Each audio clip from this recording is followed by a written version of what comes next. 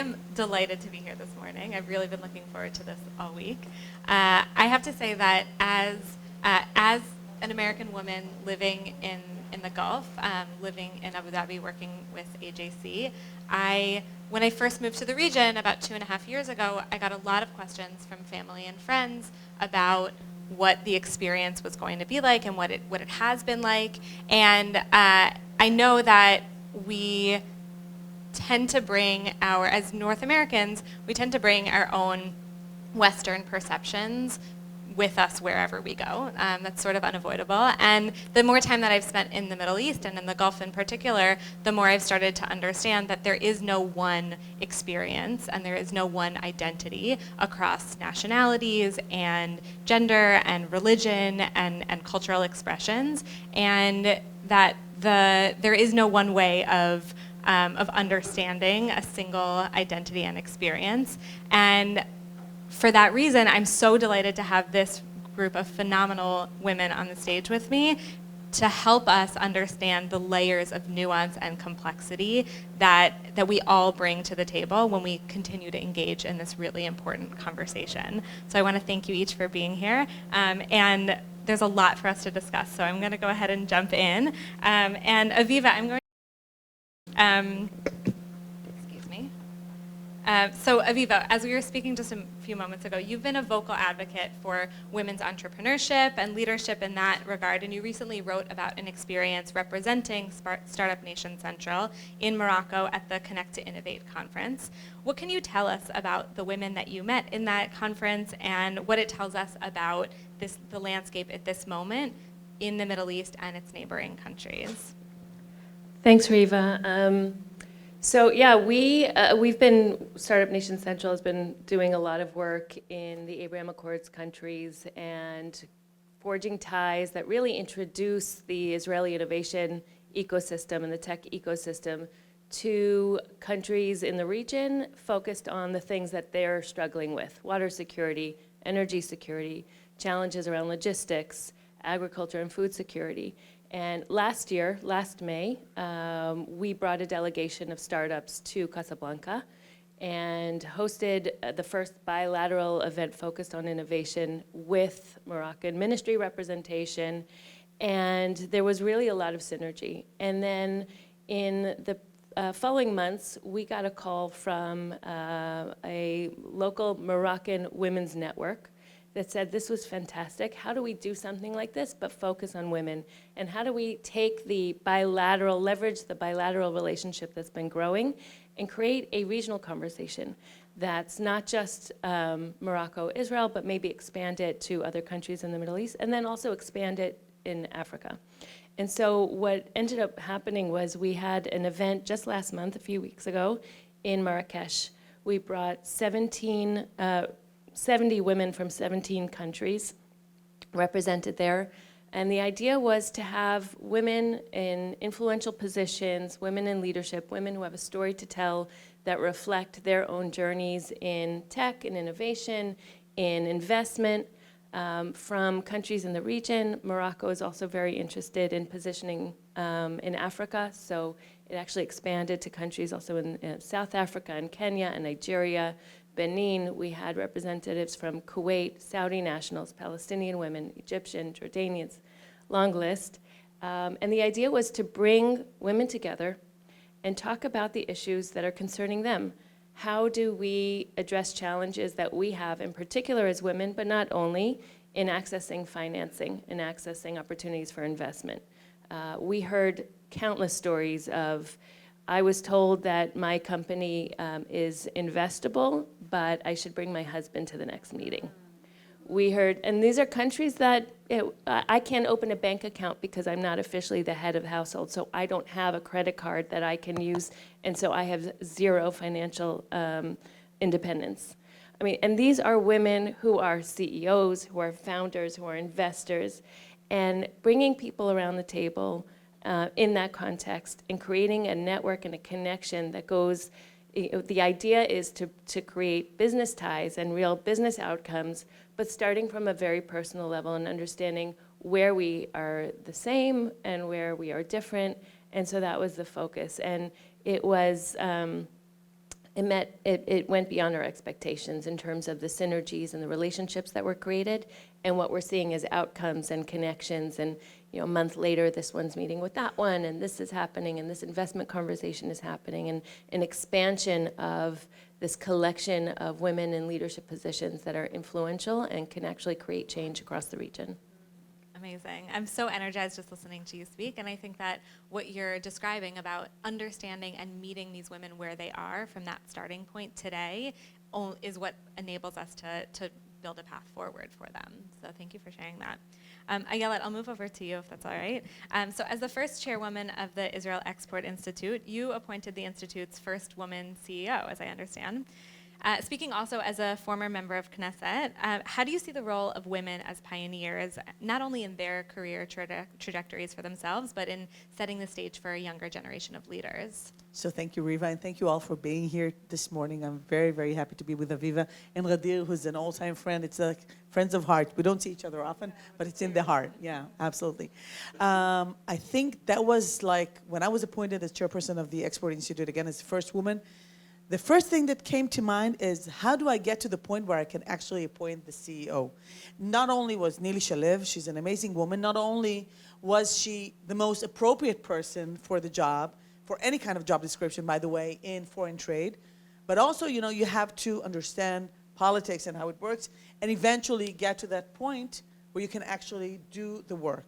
One of the things that I dedicate most time nowadays is also trying to kind of mentor younger women than myself, and younger people than myself. I don't think I was always mentored, but I always really appreciate in my memory those who took the time to actually mentor for me.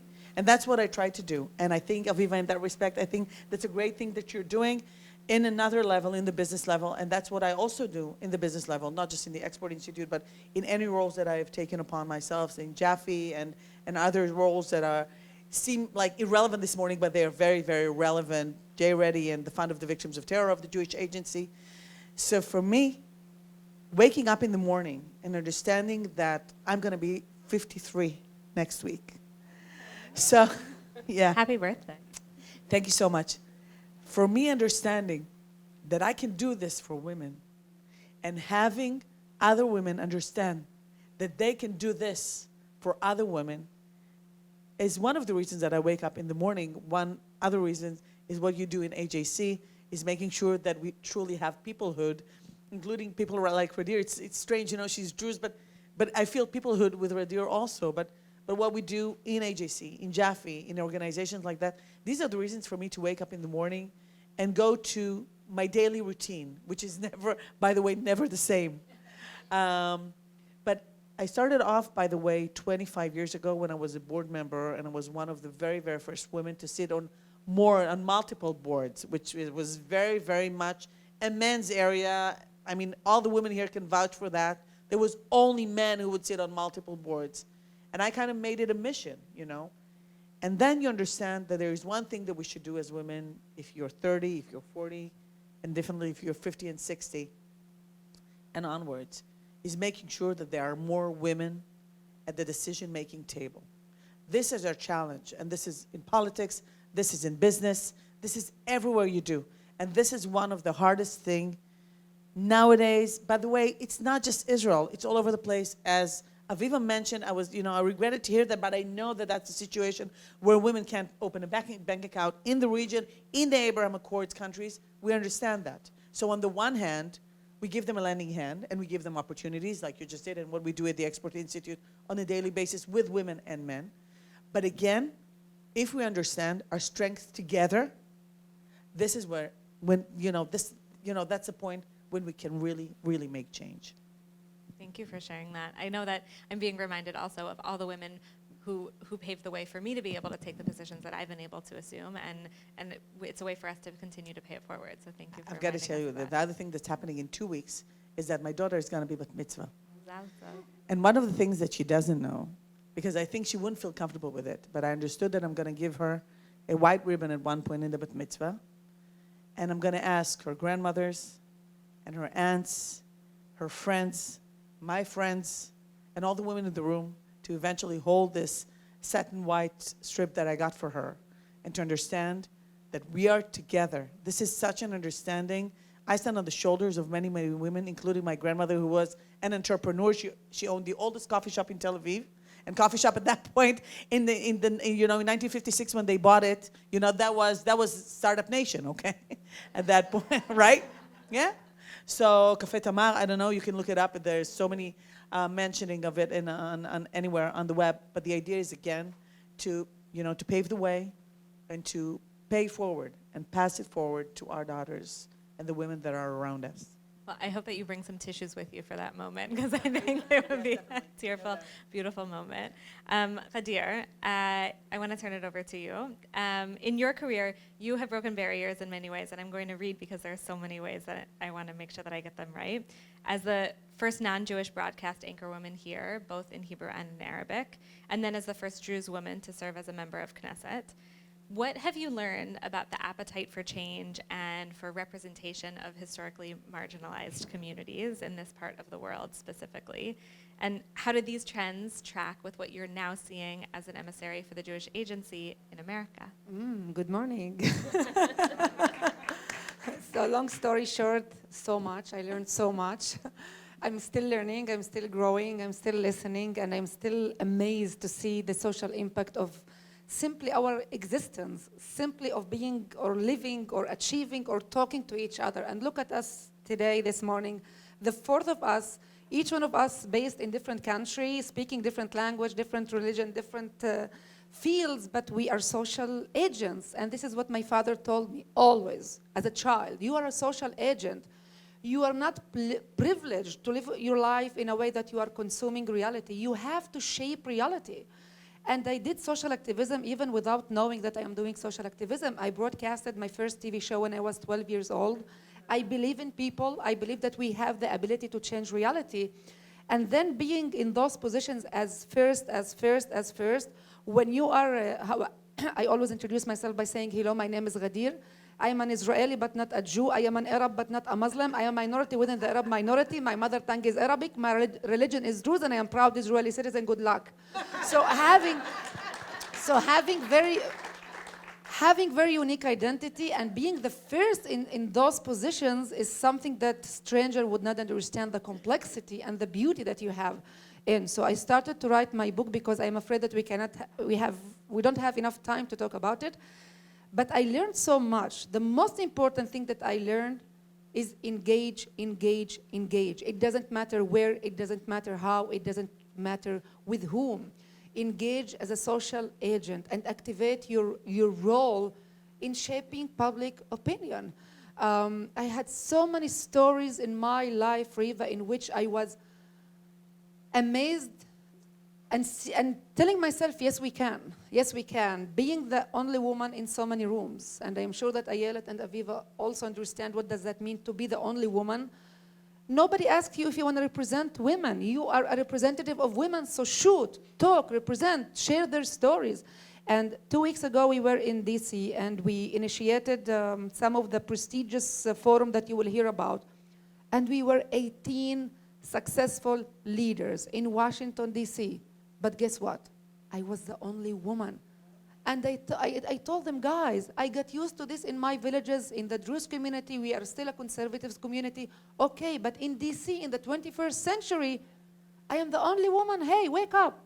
Then I understood that, okay, we did so much, we achieved so much last decades, last century, but we are not there yet. You know, reminding ourselves, in some countries, we had no ability to vote. We had no ability, even no right to be elected. Okay, we did, we promoted, we leveraged our skills, we went, we learned, we achieved.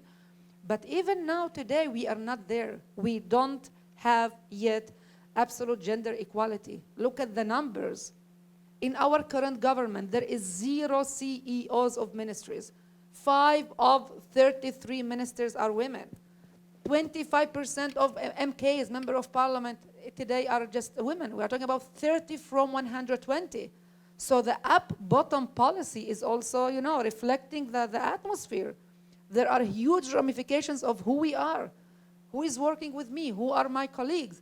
So we are trying to lead, we are the head, the CEO, the founder, but we need to work much more hard to achieve, and this is our role. So the most important advice, in my opinion, that I can here share is lead. Don't wait for opportunity, take the opportunity. And I am really trying to target here women, and especially young women. Excuse me, men, you have your exclusive club, you take care of each other. I believe that behind every woman, there is no man. There is circle of women to support her, to give her the chances, to help her, to leverage her skills, to teach her. And this is, I believe that this is our role as leaders at first, to empower women, to be there for each other, and to take the number much more higher. Because so many researchers found that, and it's proven that our ability to read reality is much more better than men. We see the macro perspective, the empathy, the way of dealing things, the multitask, and all those things affect the atmosphere in our companies, in our organizations, in politics, in the Knesset. So do it, engage and lead, and don't wait for the opportunity. Take the opportunity and lead. Thank you. I want to just follow up on one point that you brought up. Ayelet, I'm going to go off script a little bit and just ask, you brought up a question about representation in government, and we're not there in most parts of the world. We're not nearly anywhere where we need to be and where we should be at this point. When we're looking at government representation and gender parity in government, what should we be striving for, and how do you see that gender parity and representation as a barometer for social change and policy change? I think it's a little bit frustrating, to admit the truth. We felt that we were going forward, and then we were kind of pulled back, and it's really up to us. I've got to say something, and I've got to be very frank about it. Politics is a shitty business. One of the things, I worked with Yitzhak Rabin when I was 20 years old. At 25, I had so much political power, I couldn't believe it. And I still didn't run for the Knesset. Because all the men around me, for them, I was 25 years old. Why should I run for the Knesset? Nowadays, it's much more reasonable to do such, to make such a crazy decision. But then I decided to go to the Knesset only after I already had 3 kids, a full career, a lawyer, and a board member, an owner of a company, everything. That's when I decided, okay, now I'm going to bring everything to the home, and go to run to the Knesset. And it's a very, very difficult and non-rewarding life. Not in the sense, by the way, even today, I tell people I'm a politician because I don't want people to think that politics is such a bad thing. It's so important to understand. Gadeer, forgive me. She's also a politician. This is not a bad thing.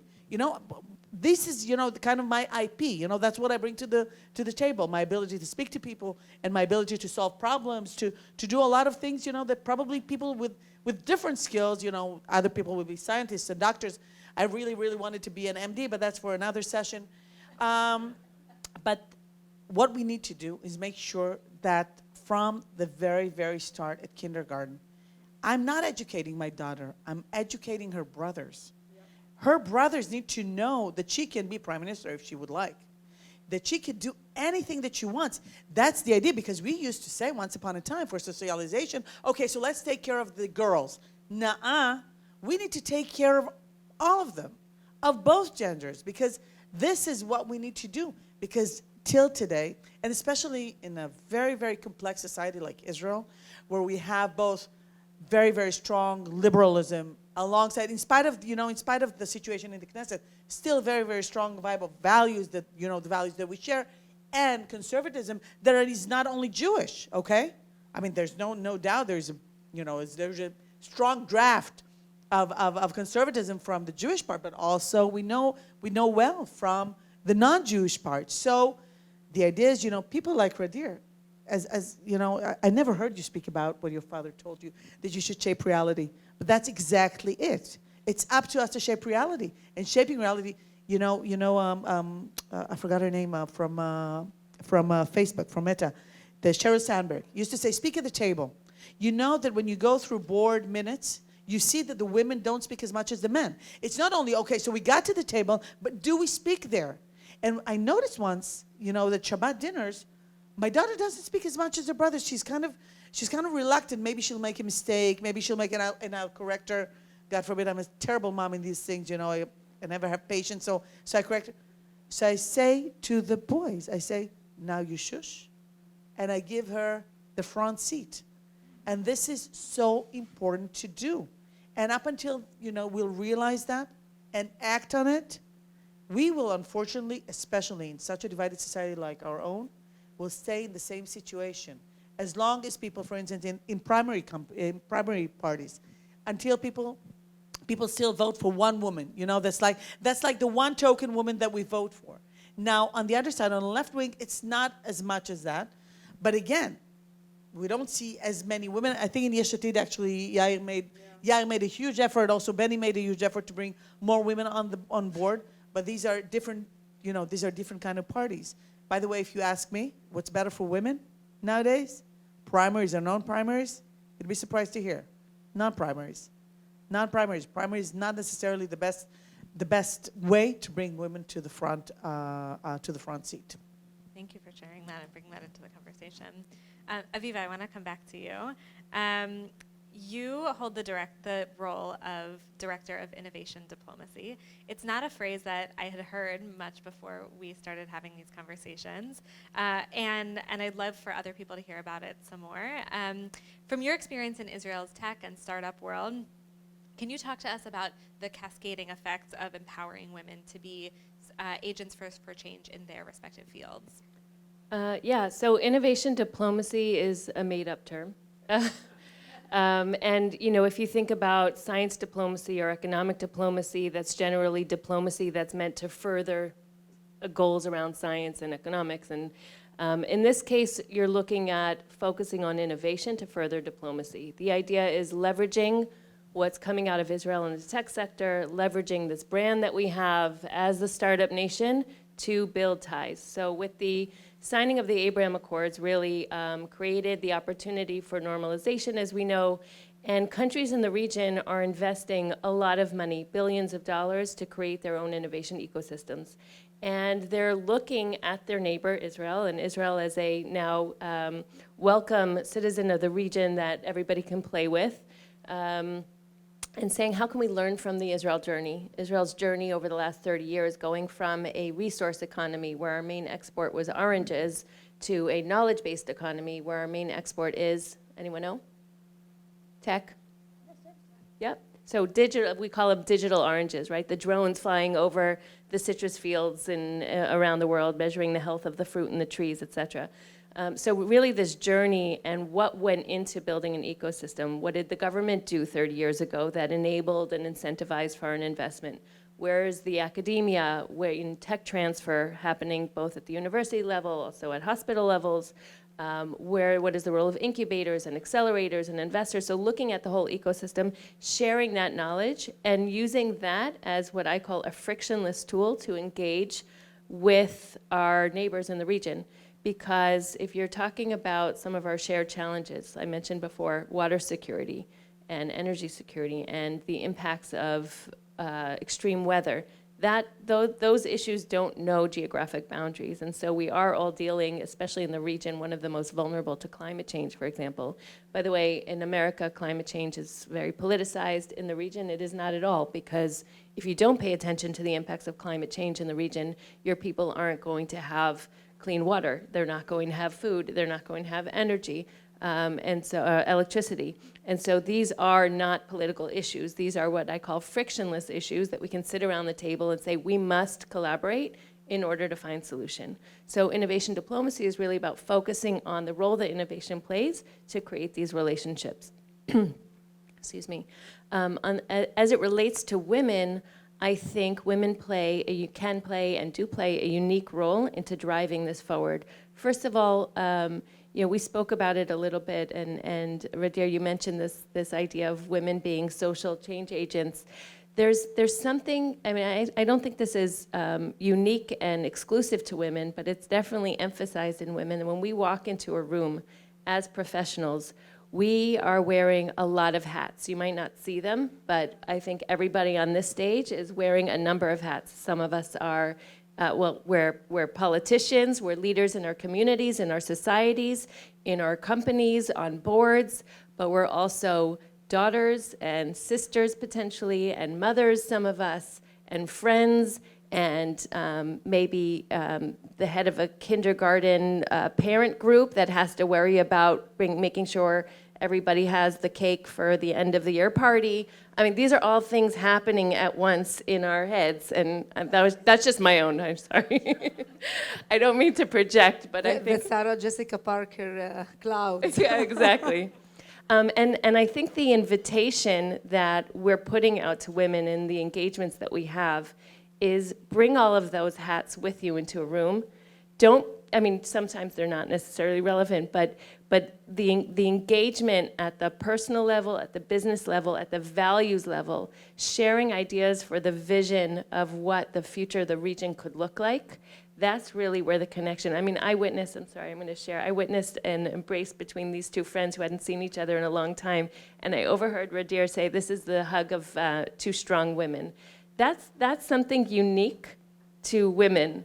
And I think if we create the space where that happens, those ties then feed into trusting networks where I know that my friend who I just met last month and spent 2.5 days with, who is running a business in Nigeria and is looking for funding, and I'm connecting with a funder in the UAE who's looking for women-led ag tech businesses. I'm suddenly making that connection and putting them in touch, and you create these networks of trust that create opportunity. And so it's opportunity that leads to more women sitting around the table making decisions on investments, more women sitting around the table making decisions around what kind of solutions to pursue and where these cross-regional, cross-border synergies could happen. And that, I believe, in my heart of hearts, is where we're charting a path to a new future for the region. I don't think it's naive to say we are on the cusp of a new dynamic in the Middle East because of these opportunities and because of these opportunities to engage. I will also say, just in terms of like numbers-wise, globally, women representation, we spoke about in politics, but women representation as CEOs and founders of companies is an abysmal 8%, 8% cap. No matter where you go, you're gonna hit that 8-9% number. When I first heard this, I immediately started checking our stats in Israel because I was like, that can't be in Israel. Israel's just hovering around 10, and we are a global leader. You're talking about, this is an improvement, and you're talking about, after seeing efforts, and if you look at the numbers coming out of the universities, women are very well represented today at the academic level in computer sciences. You're talking about graduates that are hovering around 50%, if not more, at some universities. So you think, okay, we're charting a path for a better future, but that doesn't translate, the reality doesn't translate into seeing more women founding companies, leading companies, and that is a gap that needs to be addressed. And the jury's still out on what's the silver bullet to get there, but I think it is in creating opportunities. And the Ayelet also spoke about this mentoring. I think in particular in the region, from the United States, I'm American, living in Israel for the last 25 years. I have not had a challenge finding women to model, women to reach out to and say, I can track this path and this is where I can see myself being as a future leader. But women in the region don't necessarily have that network. And creating these networks where you can access a vision for what future female leadership looks like and see it and get there and not be the only woman in the room, that has tremendous power. And that's really what we're driving to see in the business and tech community. Amazing. I'm gonna pivot a version of where you left us and frame one more question for Gadeer before we open it up for questions. In your role as an emissary for the Jewish Agency, you are witness to the diversity of the global Jewish community in particular.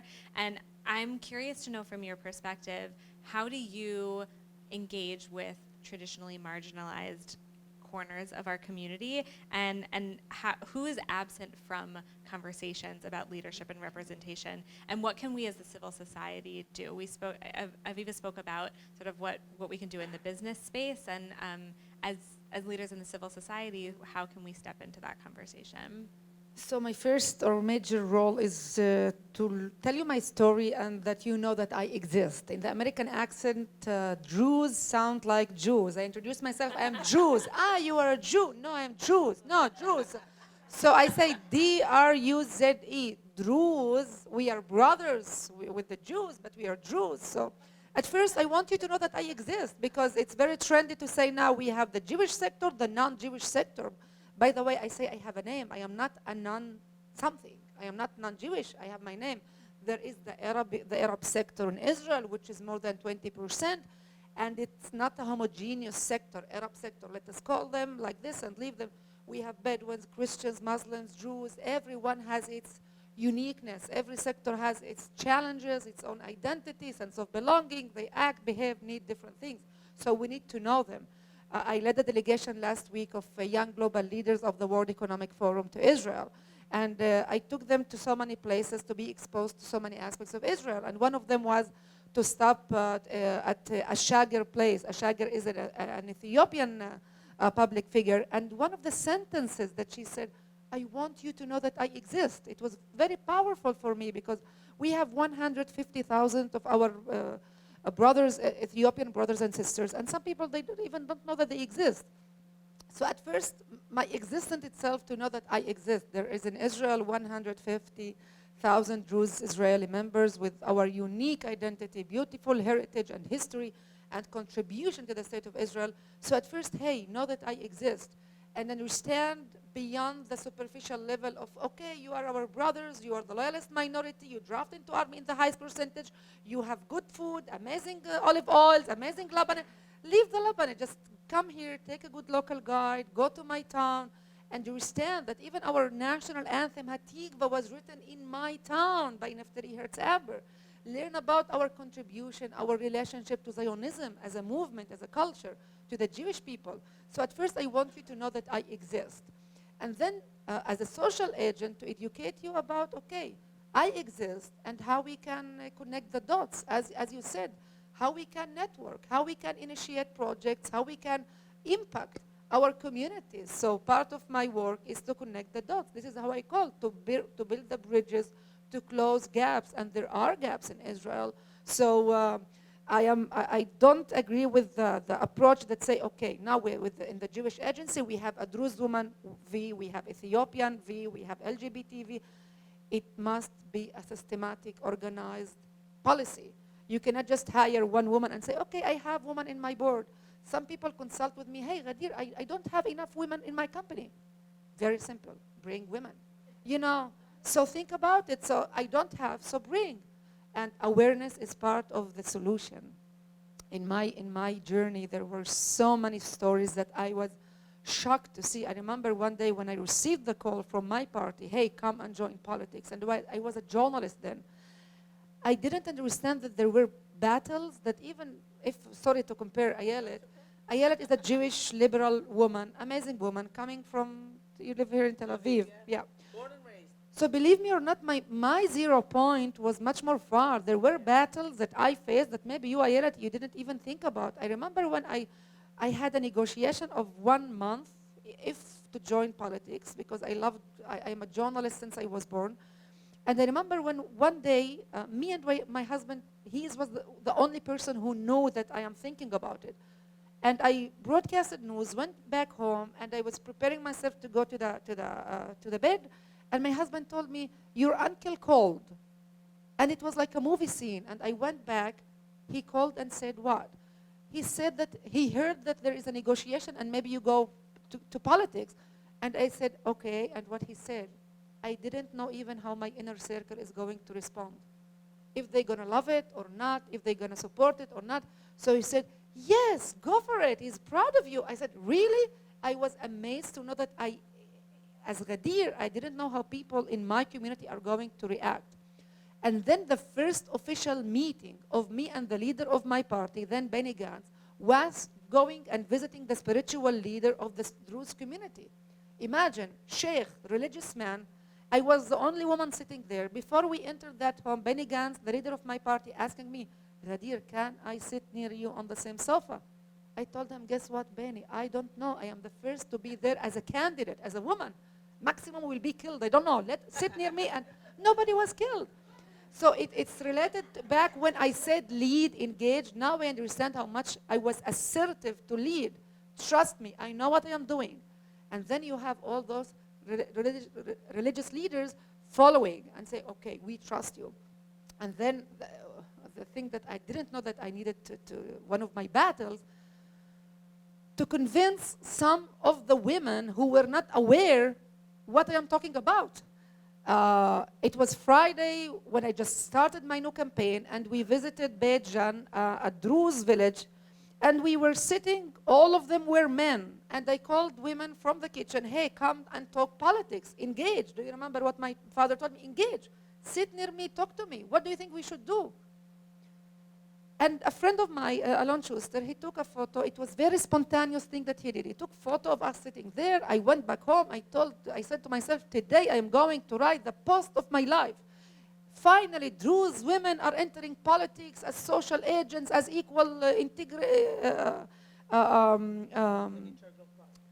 what happened? Do you know what happened that Friday? Shaming. Who do you think you are? We are equal. And they said, excuse me? So I needed to explain to some women what is happening and why we need to move from A to B. The awareness was not there. And the hardest thing to change are perceptions when you are not aware that you are not equal yet. So it took me time, and education is a process. And it took me time to bring them to the table. As you said, you are in the table, come and share and talk. And you must have always something to share. Listen to me and talk to me. So there were so many battles that I faced, and I am sure each one of us faced, and it's same, you know, maybe in different fields, but it's same. Engage and be assertive enough to lead. And I think that it's also, yes.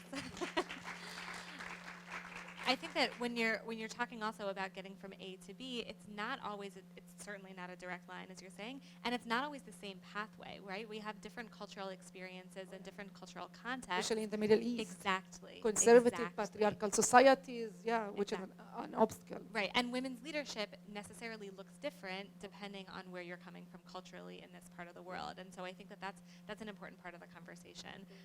If we're talking about widening the table and bringing more people into the conversation, I want to do that now, and so I want to encourage. Can I just add one more thing in regards to just to give, because we're shifting from women to business and business to women, and this is very, very important that we do that. Aviva said very nicely that it's a made-up term, innovation diplomacy. But I've got to tell you something. It's not completely made up, because the way that Israel addresses its diplomacy today is mostly economic. And this is what we do in the Export Institute. Basically, we know, for instance, I can tell you that Minister Barkat opened the first Israeli pavilion in Morocco at the beginning of May, in one of the largest agriculture exhibitions in the world. And that was amazing. 9 Israeli companies came there. It's not so many. Usually we have much bigger pavilions. But the idea was to make the first step. And I said, you know, as the chairperson of the Export Institute, you're thinking, oh, is it enough? Is it not enough? And I said, it doesn't matter, because this is like a basic milestone for Israel to actually have an Israeli pavilion where the king himself is coming to open the exhibition. And this is so important. And by the way, I've got to tell you something. I think that's a woman decision. That's a feminine, you know, that you have a broader look of what needs to be done, and to say, okay, money's always an issue when you're doing these things, obviously, and budget and da-da-da-da-da. But it's so important to actually take the first step and be there and be present. And Israel received such a huge hug from everyone there, and it was really wonderful to see. And that is, as Aviva says, innovation diplomacy. But this is what Israel does nowadays, and it's incredible in the Abraham Accords countries, no question. So we have some mics, and I'm sure we have questions here. We'll start here in the back in the white. Hi, I wanted to start by thanking you for joining us. It's so inspiring to hear from all of you. I graduated law school a couple of years ago and have been working in the student movement since then. I'm now starting to study for the bar and enter the legal world, and something that I'm seeing increasingly that's been in sharp contrast kind of to a lot of what you're saying is the women who aren't willing to help other women and who feel like there are only a certain amount of spaces at the top. And it's so in contrast to everything I've learned and felt and heard growing up. And I was wondering what tips or advice you have for someone entering the workforce to combat that. Would you like us to take all the questions and then answer together? I think that could be a good idea. Let's take one more. It's very depressing what you said. This is 2023. Hello. I thought we learned something. My name is Claire. I'm in high school and I'm going to be going to college in a few years. But as I'm going into the workforce, like eventually, have you received any pushback from taking the leadership positions you've been in, and like what advice do you have to try to insert yourself into those positions instead of shying away from those new opportunities? So I think those two questions sort of go hand in hand, so maybe we'll take those and then take some more questions. One day when I had 3 elections in 2 years, and they said enough is enough. It's like we say in dates, it's you, it's me, it's not you, so I need to take time out. So having 3 elections in 2 years, I yet understand what does that mean in the national level is so challenging. And one day I told my colleagues, okay, let us talk with women, let us empower women, leave politics aside. We are not going to talk about our party. And I brought Orna Barbivai, first IDF colonel, and I brought Pnina Tamano-Shata, the first Ethiopian member of Knesset. And we were sitting, the 3 of us, women, yeah.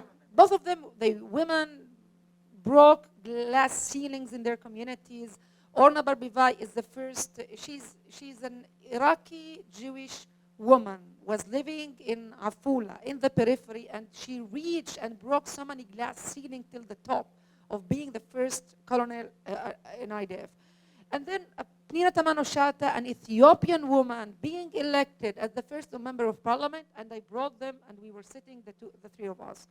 And I told them, share stories of your life. And I was touched the most when Orna said she was going and leading cabinet meetings, IDF, with hands, with fingers who smelled kube, Iraqi kube.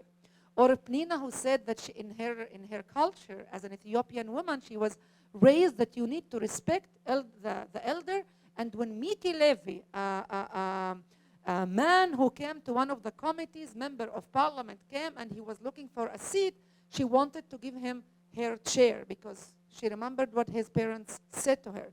And they were sharing their stories, and they were saying, okay, the world is like a jungle, and your question is, am I waiting to any opportunity? No. On some days, I was telling my husband, I felt it's like a psychosomatic pain, the pain in my elbows. I felt that I am paving the way for myself and for other women because I don't wait for an opportunity. You need to cook opportunity. You need to be clever enough to see the umbrella, to see the macro perspective. And this is the ability that we have as women. So yes, there are women that you will have in your life that they will be happy to share advices, to leverage your skills, to teach you, to give you, things that they learn. And there are men that we will be happy to do that. And on the other hand, there are, it's jungle. I always say there are so many flowers in the garden of God. So don't wait, but educate yourself, learn as much as you can, grow and be, diligent enough and do hard work, and you can succeed. Look at me. I'm a woman. I was in a public school. I was in the periphery of Israel, and I reached top positions simply because I believed in myself. I worked hard. So don't wait for an opportunity, and don't say that, okay, there are women who less helpful, less happy to share their knowledge. There are always men that are less want you to succeed. This is life. So don't wait, create opportunities. I would share you asked if we've had experiences like that. I had an experience where I was working with a woman in leadership, and it took me a while to understand that her motivations weren't necessarily aligned with mine, and she wasn't somebody that was interested in promoting women around the table. And when we had a conversation about it and I expressed my surprise by her behavior, she said, Someone once taught me, you've got to look like a dolphin but act like a shark. And I was like, okay, I'm actually not going to adopt that because I think that there are other ways around it. And there are going to be women like that, and there are going to be men like that. And as Gadeer says, you have to create the opportunities and not wait for them to come. In terms of a tip, I think it is helpful to find a champion wherever you are as you step into any business opportunity and workplace. And I think, and this is something I wanted to mention before, it's really interesting to keep in mind that we can sit on a panel and have these conversations, and there are many panels like it, and there are conversations like it, and there are steps in the right direction. But until certain things change, it won't be that easy. And I want to just highlight a couple of areas that I think are really critical for where we need to see change. We all know what ChatGPT is, and the world is talking about AI. The majority of programmers behind AI and AI tools are men, and so these tools are being created with gender bias initially. And same is true if you look at the world of femtech. If you've heard of femtech, it's not just technology that's for women. It's about looking at how technology is being built, in particular in biotech, for example, and health tech, where studies are done and research is being done on a population mostly of men. So let's say heart disease, studies around heart disease. The majority of the research is being done on the impacts of technological solutions from a male biology. And until we start seeing from the root, the changes being more inclusive of women's experience and removing that gender bias, we're still going to be bumping up with this struggle. And I am hopeful for you coming out of high school, going into college, that the world will evolve to a place where these technological tools will be able to help us and not hinder being able to have a voice at the table. But I think, so that's just, I think, important for me to share because it very much speaks to the work that we do. If I would say something, it would be when you're sitting around the table, Ayelet said, it's not enough to just be around the table. It's actually to believe that we deserve that place at the table. Take up the space, take up the room. Don't apologize, don't apologize, don't apologize for what you have to say. And I think that would be things that, I'm saying it to you, but I say it to myself and remind myself every day as well. And I think that there are champions out there. You're not always going to find them. You might want to seek them out proactively. But I'm still, in all of this, optimistic that your future will be brighter than the present. I want to say something, and for me, it's very, very moving. I'm so happy to see so many young women in the audience. This is not obvious. Yes, please. It's for you. I mean, these applause are for you. For me, it's so important. Again, having public positions in Jaffe, it's so important to see all of you, and you're more than welcome to connect with me whenever you like. I'm always here for advice and any kind of support that I can give, because I truly feel this is like a strategic point in time where we can do things together. So I'm so happy to see you. So in spite of your frustration or apparent, potential frustration, I want to be very, very practical. We can do a lot more than men. Sorry, okay? I apologize, but we can do a lot more than that. I have decided to be multidisciplinary before this term actually existed. I'm a lawyer in training. I headed a public organization when I was 26, and then I went to business when I was a little bit under 30. I joined the board. The first board that I was offered at 29, which was not typical at all. But, someone asked me, so I said yes. A lot of the time, we just don't say yes. We start thinking, oh, are we appropriate for this position? Oh, can we do it? No, you can do it. And create your own network. From every place that I had in life, doesn't matter, every stop you would ask me, I will tell you who the person that I took with me on their road trip, this life, that's like a whole road trip. And you need to understand something, and I found that women are quoting me on that. Now, this is a little bit complex, but you will understand it in a jiffy. Only when we will see around us mediocre women will we know that the revolution has succeeded. This is the only point in history, in time, Will we know? Because I've said with many, sorry again, man, I'm married to a man. I have 2 boys. I have 1 dog. Well, I have, I have a girl dog and a boy dog. But again, I mean, I'm really fond of men. But again, I see around still these days, you see mediocre men, which is okay. Because, most of us are not Albert Einstein. I'm not no Albert Einstein, okay? Or no Marie Curie. That's frustrating. But, that's the truth. But the idea is to be there. And you can do it. I mean, I'm looking at you. You stood up. You asked a question, which is not always easy to ask. What do you do with those women who are not, we have a say, in Hebrew, we have a word called lefargen.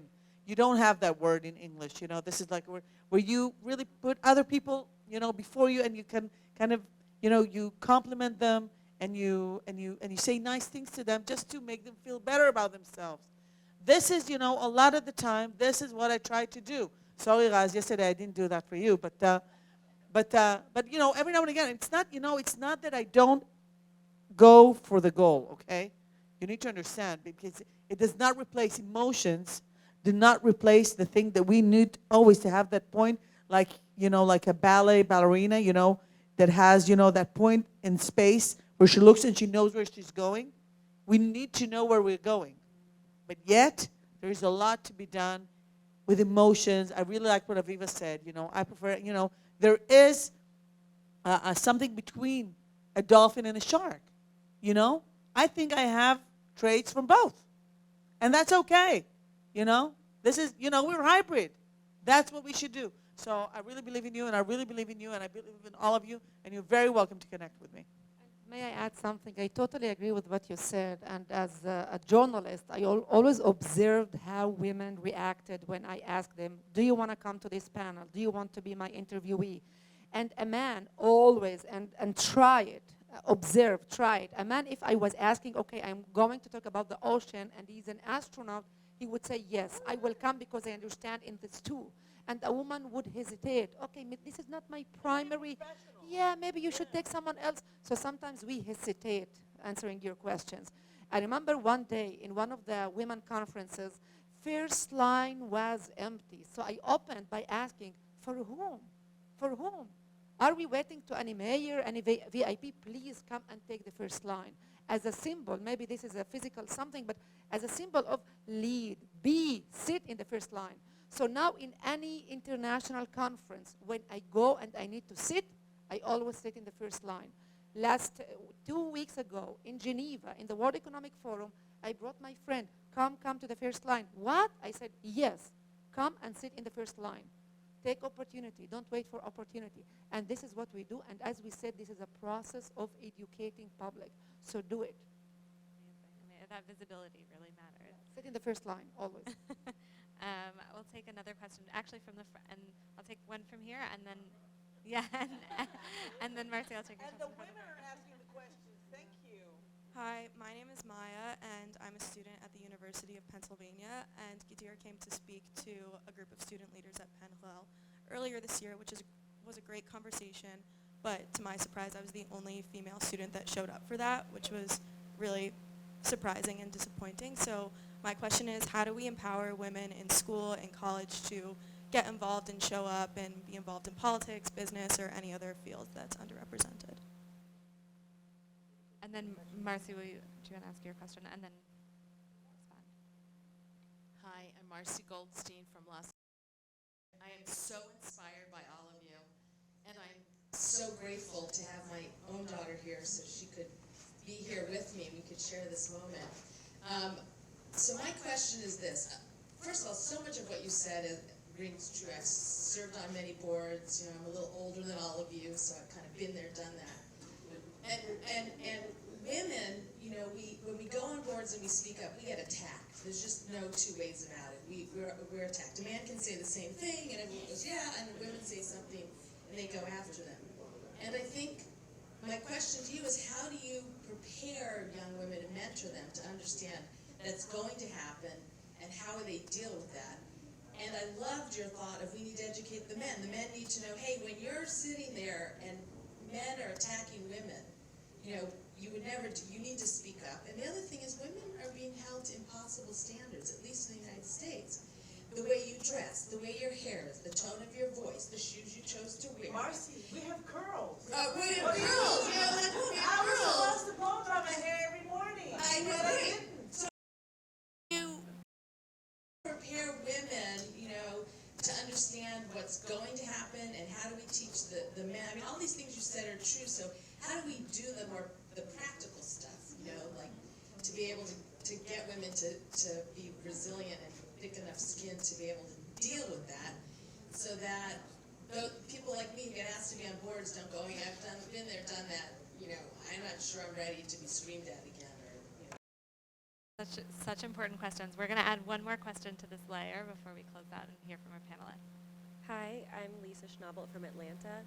I'm curious how you all, kind of building off of Marcy's, how do you handle the concept of women are supposed to be able to do it all? And I don't know if that's just American. I'm not so sure about Israel's concept of that, but I mean, even women leaders like Sheryl Sandberg, like you mentioned, and even like Marie Kondo have recanted their own lean in and, you know, keep your house tidy all the time once they've started having Martha kids. Stewart, my favorite on Instagram. So how do you handle this idea that like you should be perfect all the time and be able to have, you know, be fully accomplished and make no mistakes in every aspect of your life, whether it's family, career, or hobbies, or how do you have time for hobbies, all the things. Unity, did you see? The three of us are ready. Go. None of us have anything intelligent to say I see. about that. I want to say something. Once upon a time, when I had Jonathan 17 and a half years ago, I went back to work less than a month afterwards. I was already self-employed, set on boards, da-da-da-da-da-da. When I had the twins, 4 days before I turned 41, I started working a week afterwards. 3 weeks afterwards, I already appeared in a full session in one of the biggest boards in Israel. And many, many years I used to tell these stories. I've got to tell you something, I stopped. Because that does not suit everyone. And by the way, you asked, that's the situation in America, that you need to be Marie Kondo and Sheryl Sandberg, the same personality. Well, I've got to tell you something. Israel is 3.2 average children, okay? So this is like the most, you know, we have children. We have so many children in our families, which is a great thing, you know. I would have had more children had I had the opportunity. And if I was younger, but, you know, that requires a lot. So first of all, that requires to choose the right, if you have a partner, to choose the right partner. Doesn't matter which gender, as we all well know. Really, really, a lot of it relies on that, and that, you know, something to be said. Because once upon a time, I used to tell women, you know, you can do everything. And it's a good point, as Annie, to say, I lied. It's not that it's not true, but I think I was a little bit lying to myself. It's not that I was lying to them. That takes a toll. A lot of the personal things that are important, I just pushed aside. I would go with my husband, I would take care of his health, I would take care of, obviously, of the children's health, of my mother, who's unfortunately ill. I would take care of everyone. I wouldn't take care of myself. And this is something that we need to understand and figure out how we're dealing with that. I mean, that's like the next stage in the revolution. We shouldn't be frustrated because we achieved a lot. And there will always be someone trying to pull us back to the kitchen or to, you know, to anywhere. But the idea is, again, and Marcy, I really, really connected with the thing of being shouted at. I don't think I would be shouted at because, you know, as you notice, I can shout back. And I think they were more afraid. But I think that we need to stand on our own. And Gadeer was very correct when she said, you know, you would ask a man to join a panel or to be interviewed about something. He wouldn't mind what the subject is. You know, I always say, as a politician, there is a talent that I have. I can speak about the CERN, about what's happening in CERN. I can speak about AI and ChatGPT. I can talk about Alexa. I can talk about everything at 10 centimeters depth. That's it. Like 350 different subjects. Men have it, it's like integrated with them. It's like organic. They feel comfortable in any subject. By the way, I can also speak about football. But this is a capability that you gain. You decide that, you know, that I can speak about football. It's a decision that I made, that I'd be able to speak about anything that I'd be asked to do. And this is so important. And one last sentence. In Israel, there is a built-in prejudice against women dealing with security and foreign relations. Initially, you're not allowed to speak about it. And you would see in any escalation, you used to see only panels with men. I insist on going to these panels. I was a member of the Security and Foreign Relations Committee. I insist on joining these panels because I know that I have something to contribute that would be a little bit different. And this is where we should be. It's our insistence, it's our role, it's our time.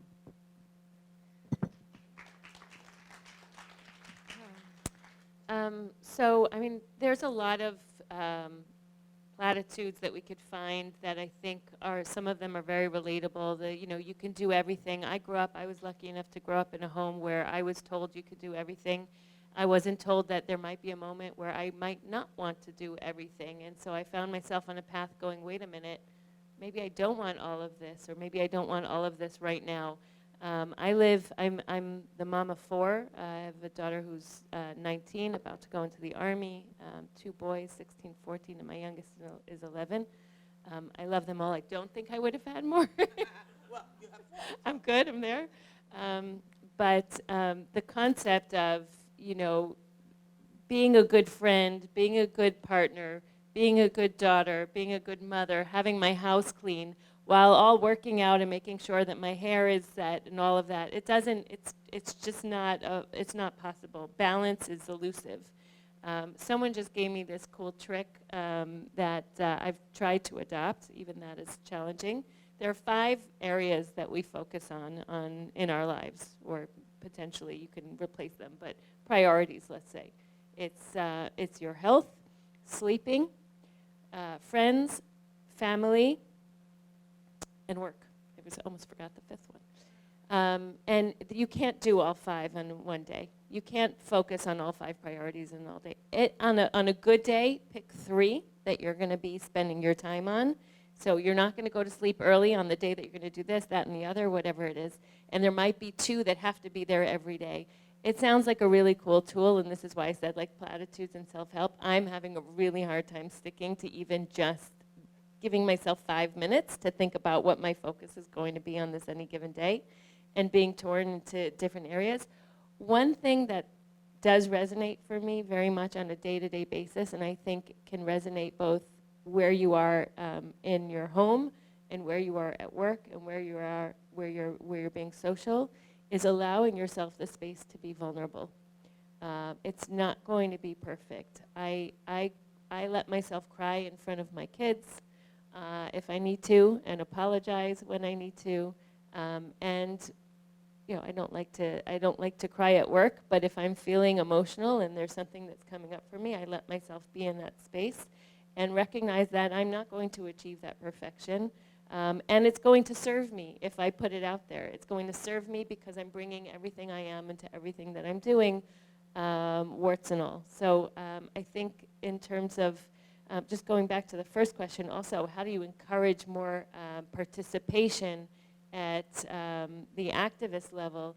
It's inviting people to come even though they might not feel like they fit, even though they might feel like they're the odd one out, or maybe they don't have something to say. Just come with all of the baggage that you're coming with and be in the room, be in the front of the line, and if you're not ready to be in the front row, be in the room, but put yourself in that position and share it and bring your friends and have your friends bring their friends. I think the key is to say yes when you can say yes, and if you have to say no, that's okay too, but make it an intentional decision.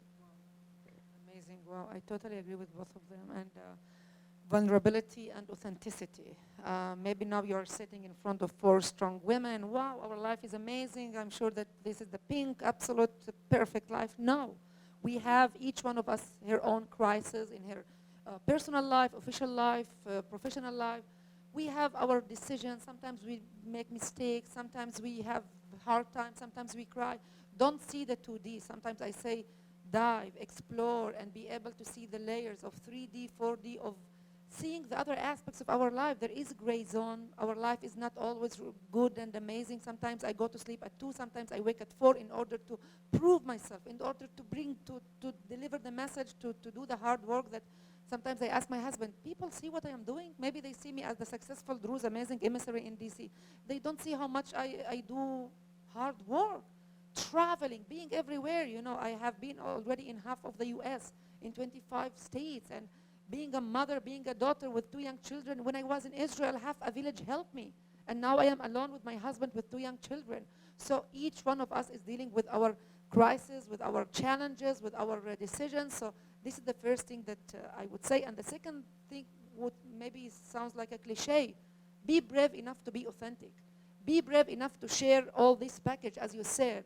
And not to say, okay, the pink, beautiful face of your life. No, bring the complexity. It is a powerful tool that can attach people to your story. And then you can work to them in a better way by saying, hey, I am dealing with this too. Or I want to consult with you, relying on your experience or your knowledge. What would you do? What would you say?